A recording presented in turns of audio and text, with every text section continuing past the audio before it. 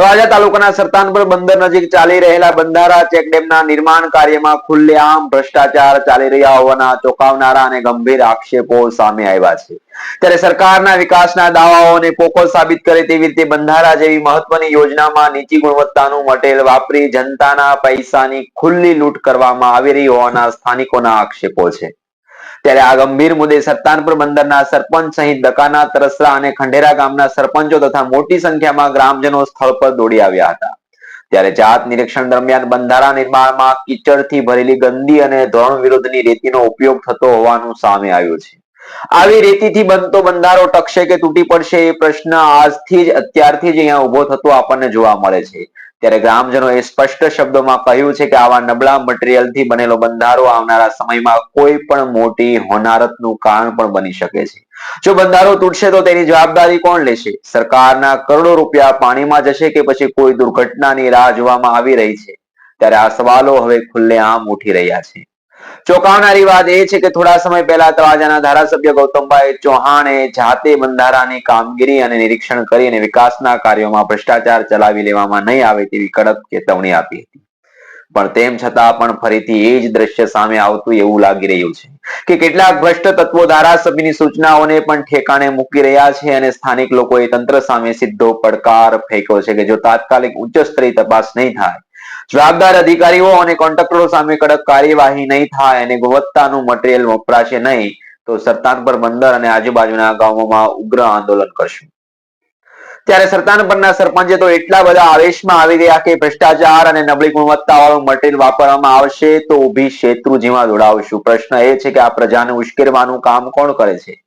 હવે જોવાનું એ જ રહ્યું કે વિકાસના નામે થતી આ ખુલ્લી ભ્રષ્ટાચારની રમત પર તંત્ર ક્યારે કેવી રીતે રોક લગાવે છે। જોઈએ સમગ્ર ઘટનાનો વિડીયો આ વિડીયોમાં। માંથી રેતી લાવીને અહીંયા નાખી દીધી એટલે અહીંયા રેતી તમારે આજ રેતી એકદમ ઉપયોગમાં લેવાની છે। રેતી લેવાની છે પણ સફાઈ કરીને લેવાની છે। તમારી રેતી આ અમારા મકાન બનાવવામાં નથી આપતા અમે, તમે શેકડામાં બનાવવા માટે કઈ રીતે હલાવી લઈએ આ રેતી? આ રેતી જે નાખી ને તો અમારે હજુ કોન્ક્રીટ કરવાનું છે। તમારે કોન્ક્રીટ કરવાનું હોય, મારી વાત સાંભળો, એમાં કોન્ક્રીટ તમારે કરો એની પદ્ધતિ શું છે? કઈ પદ્ધતિ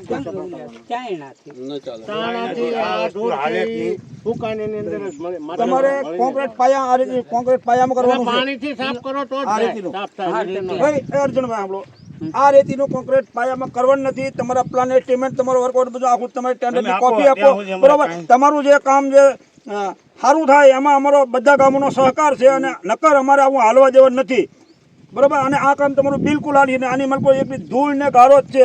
આને તમારે ભાઈ મારી એક જ વાત સાંભળો ભાઈ, દશરથભાઈ, એક જ વાત સાંભળો કે તમે આ કામ ઉપર છો, બરોબર? તો તમે પોતે એમ કહો છો કે ભાઈ આનું અમારે કોન્ક્રીટ કરવાનું છે, તો તમને હું પ્લાનમાં એમની ટેન્ડરમાં આ રેતી કોન્ક્રીટ ગારાનું ના, તમે ખુદ હમણાં બોલ્યા કે આનું અમારે કોન્ક્રીટ કરવાનું છે।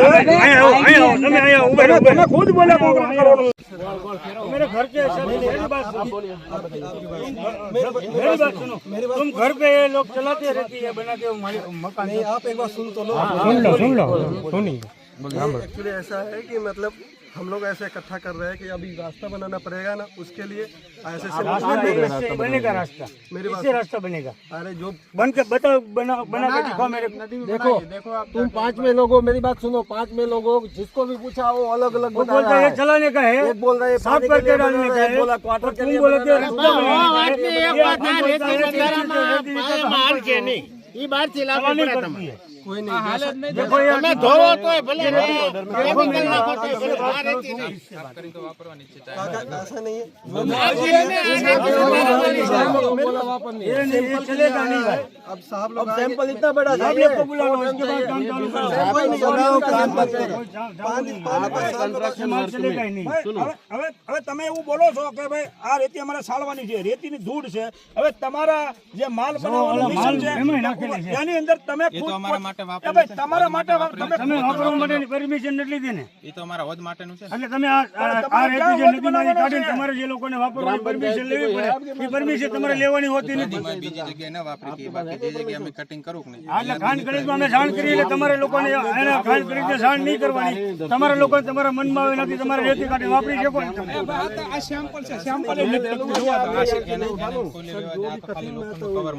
આમ જુઓ, તમારે આ તમારા પોતાની કામગીરી કરવા માટે આવતું નથી. એમ શું ને તો ખાંડ ખરીદી મંજૂરી ન લેવી પડે, તમારે વાપરવા રેતી લેવી જોઈએ.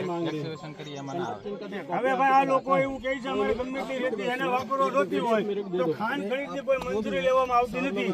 અમારે જેટલી લેવી એટલે અમારે લેવાની એ લોકોની સત્તા હોય છે, એવું એમનું કહેવાનું છે. તો મારા સરકારી કર્મચારી જે ભૂસ્તશાસ્ત્રીના જે ખાંડ ખરીદના લોકો છે એને મારી ખાસ વિનંતી છે કે આનું સ્થળ તપાસ કરે અને સેતુજી નદીમાંથી રેતી લાવીને આ બિનકાયદેસર આ લોકો અહીંયા વાપરે છે ત્યારે કાયદેસરની કાર્યવાહી એની માથે કરે. નકર અમે પંચાયત સરપંચ હું હરેશભાઈ વેગડ અમારા સરપંચ પંચાયતનું લેટર પેડ ઉપર હું કાયદેસરની કાર્યવાહી હું કરવામાં આવશે. આ લોકોને રેતી લેવાની મંજૂરી અમારે પંચાયતની કે ભૂસ્તશાસ્ત્રી ખાંડ ખરીદ વિભાગની લેવામાં આવે કે ન આવે, ન લેવામાં આવતું હોય તો મારું એક જ જણાવવાનું છે કે ભાઈ તો અમારે પંચાયતે તમને સત્તા હોવી જોઈએ ને જે કઈ કરવું હોય. અને અમે પંચાયતના કામ કરીએ, સરકાર ના કરીએ તો અમને લેવા દેવી જોઈએ ને. આ જે સરકારી કામ કરે કોન્ટ્રાક્ટર એને લેવા દે. તો સ્થાનિક ગ્રામ પંચાયતમાં સરકારી કામ જ થાય છે, એના માટે અમારે બહારથી લાવવી પડે છે, અમને લેવા દેવી પડે ને. એને લોકોને લેવા જો ટેન્ડરો કરોડો રૂપિયાના ટેન્ડરો આપો અને એને તમે રેતી લેવા જો તો પછી અમે અમારા પંચાયતના જે સરકારી કામ હોય એ કામ નથી કરવાનું. અને આ પછી ખનીજે અમારી માલિકીમાં છે, અમારી માલિકીમાં અમે નથી લઈ શકતા સરકારી કામ કરવા માટે, ગામના હેતુ માટે. ગામની ખનીજ કોન્ટ્રાક્ટર હા ગામનું ખનીજ છે, કામ નથી લઈ આ ગામનો જે કામનો વિકાસ થાય છે એમાં પણ આ સરપંચ પરના લોકોના હિતના કામ થતા હોય તો આ ખનીજને માટી લેવા દેતા નથી. એટલે માલિકી ગામની જ છે, ગામની માલિકી હોવા છતાં નથી લેવા દેતા. તો આ ટેન્ડર પ્રક્રિયા છે કયા ભાજપના મિલીભગતથી આ કામ શરૂ થયું છે અને ભાજપના ખાસ કર્મચારી અને ધારાસભ્ય અને સાંસદ સભ્યો જે આ કરોડો રૂપિયાની ગ્રાન્ટો લાવે છે આ આવા ખરાબ કામ કરવા માટે જ લાવે છે કે એના પેટ એને ભરાઈ રહે એ માટે જ લાવે છે. જો એ લોકો મારી વાત તમે સાંભળી, જો ભાજપના બધા કર્મચારી જો ભાજપ સરકાર કરોડો રૂપિયા જો આપતી હોય ગામના વિકાસો માટે, ગામની પ્રજા માટે, તો ખરેખર કામ જે સારું થાય એ માટે હું કામ નથી કરતા. કેમ કે એના પેટ ભરવા માટે જેના કરે છે એ લોકો. મારે એક જ કહેવાનું છે, મારે બીજું કાંઈ નથી કહેવાનું. ભાજપના સાંસદ હોય, ધારાસભ્ય હોય, જિલ્લા પંચાયત સદસ્ય હોય કે તાલુકા પંચાયત સદસ્ય હોય, આ જે સરતલપર ગામની અંદર જે ચેક ડેમને બંધારો બંધાઈ રહ્યો છે એનો નોંધ લે ભાઈ. ખરેખર આ વસ્તુ આમાં હાલે કે ન હાલે તો એની નોંધ લે અને ન હાલે તો આ કામ બંધ કરાવી દેવામાં આવે. અમારા સરતલપર ગામની અંદર આ બંધારો 25 થી 30 વર્ષે બંધાય છે ત્યારે અમારે આ કામ કરી દેવામાં આવશે નહીં.